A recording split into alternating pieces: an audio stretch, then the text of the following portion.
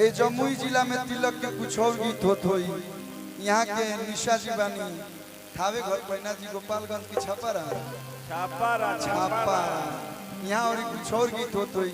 हमने के आरा बक्सर में बड़ा बढ़िया एगो गीत गावाला उ हर जगह गावाला कि गाई के गोपारा अरे अंगना लिपायो रघु नंदन हरि।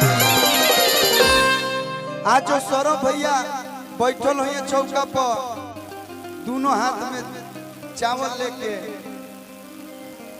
तो एजे बैठल रहे हैं देखी अच्छा एजे एकदम लौकता कि गाय के गोबरा अरे अंगना लिपायो रघु नंदन हरि। गजमोती चौका पुरायो सुनाओ रघु नंदन हरि। गजमोती चौका पुरायो सुनाओ रघु गाय के गोबरा अंगना लिपायो रघु नंदन हरि। गाय के गोबरा अंगना लिपायो रघु नंदन हरि। बड़ा निमन यहाँ के डांस करती है चाचा जी। ये मोबाइल छोड़ी ना हम ही जबानी।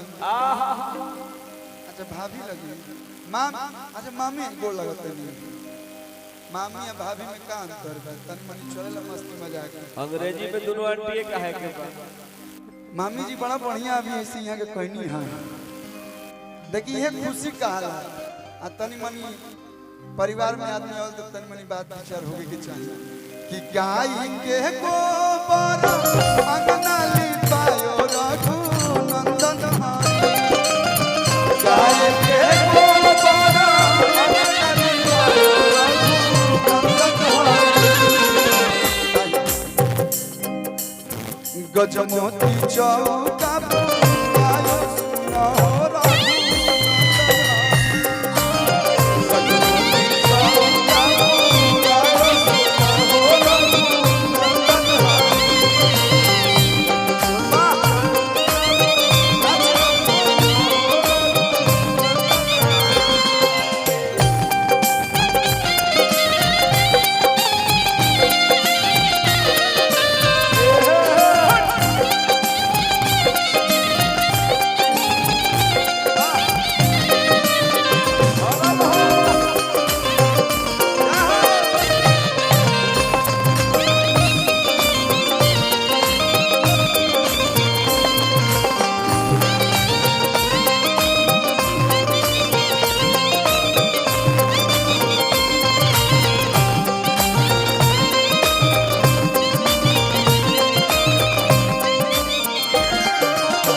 ताही चौका बैठले दुल्हा सौरभ रघु नंदन हरि। ताही चौका बैठले दुल्हा सौरभ रघु नंदन हरि। गजमोती चौका पुरायो सुनाओ रघु नंदन हरि। गजमोती चौका पुरायो सुनाओ रघु नंदन हरि।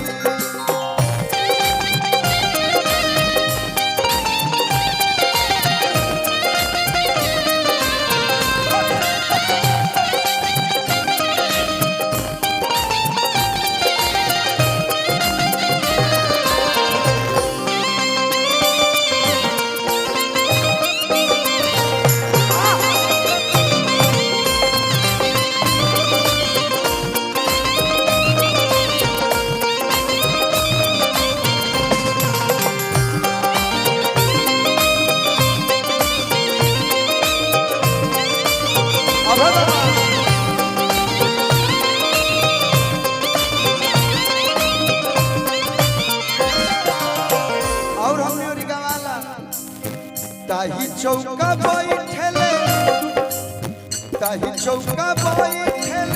विजय जी के बेटा रघु नंदन हरि।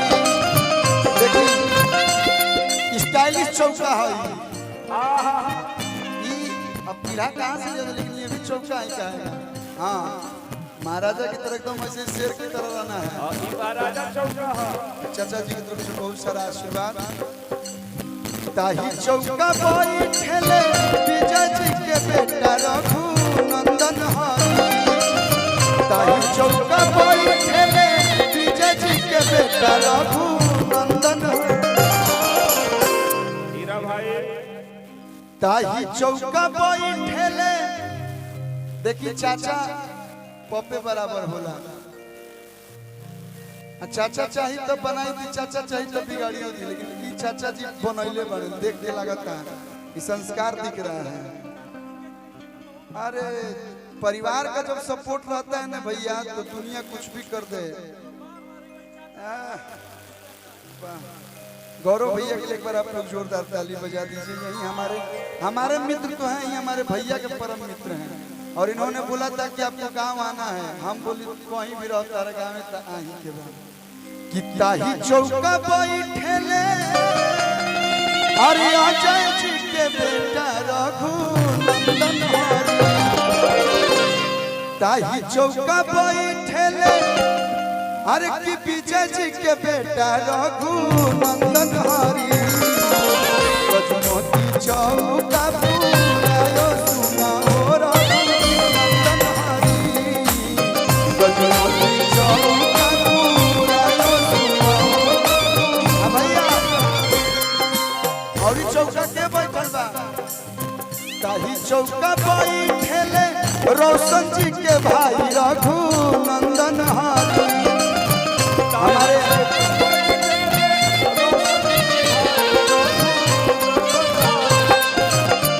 देखिए ये पैसा नहीं है, ये प्रेम है।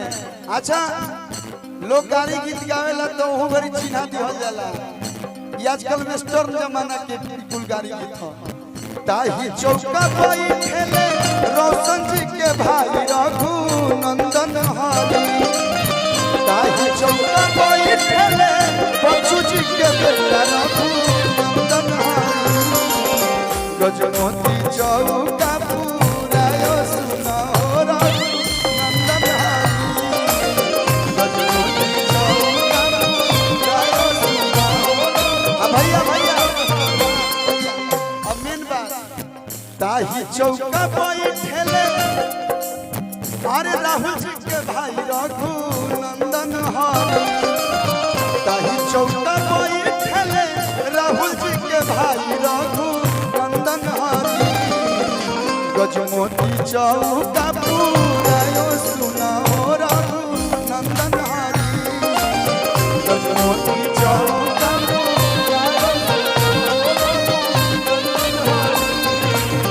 गजमोती चौका पूरायो सुना हो रघुनंदन हरि।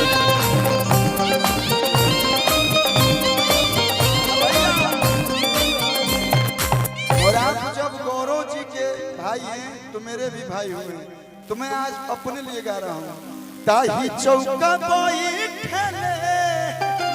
अरे कि कलुआ भाई के भाई रघुनंदन हरि। आज अबे बाबा कि गजमोती चौका पूरायो सुना हो रघुनंदन।